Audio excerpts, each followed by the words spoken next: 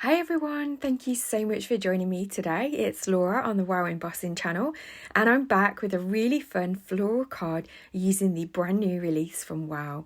So we're going to be using the citrus quad today. This is inspired by Seth Apter, and they are really gorgeous bright colours.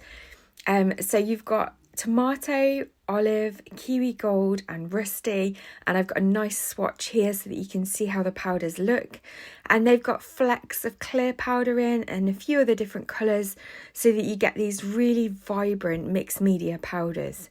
So they are quite chunky and they're perfect for mixed media and also card making. I'm going to be using this sentiment stamp set today. This is the Big Words stamp set and the Dancing Smoke stencil. So let's get started. So I've got my Big Shot die cutting machine and we're going to be using it to emboss our stencil.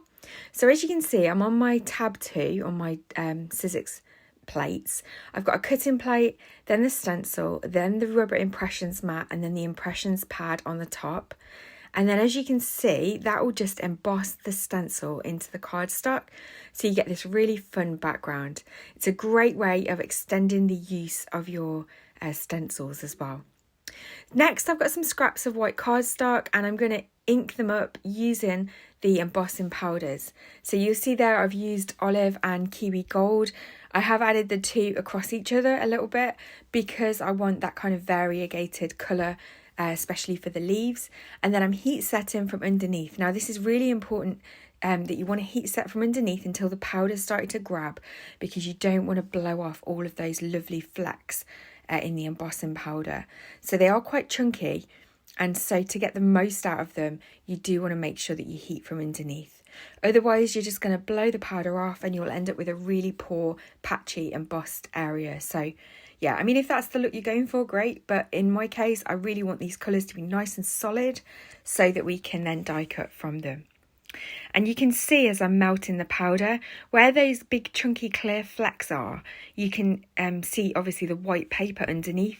So this is great for if you're layering and doing mixed media, because if you've created a background and then you use some of this embossing powder over the top, you're still going to get little glimpses of that background popping through the colour. So yeah, I'm sure there's lots of really fun techniques you can do with these. So I'm really looking forward to continuing to play with them. So there's our little panels heat embossed. Now, because I'm doing a lot of die cutting, I am going to die cut from these panels. I know previously I have said that sometimes you can get cracking when you die cut from big embossed panels. So if that's the case, maybe try a little bit of a thinner cardstock, or you can always die cut all your elements from the white card and then heat emboss afterwards. But that can be a little bit fiddly. So I've just played around with my layout and I'm kind of thinking that's how I want my flowers to go. But first of all, I want to stamp my sentiment. Now, because it's a stencil embossed background, the impression isn't really deep. Obviously, if you'd used maybe a 3D embossing folder, you'd struggle to stamp over the top. But because this is just a stencil impression, it's not too deep, I can go ahead and stamp my sentiment. But I did use my stamping platform just to make sure. So I've stamped that in VersaFine Clear Black ink and I'm just going to attach it to a matte layer of red cardstock. I then can go ahead and attach it to my card blank.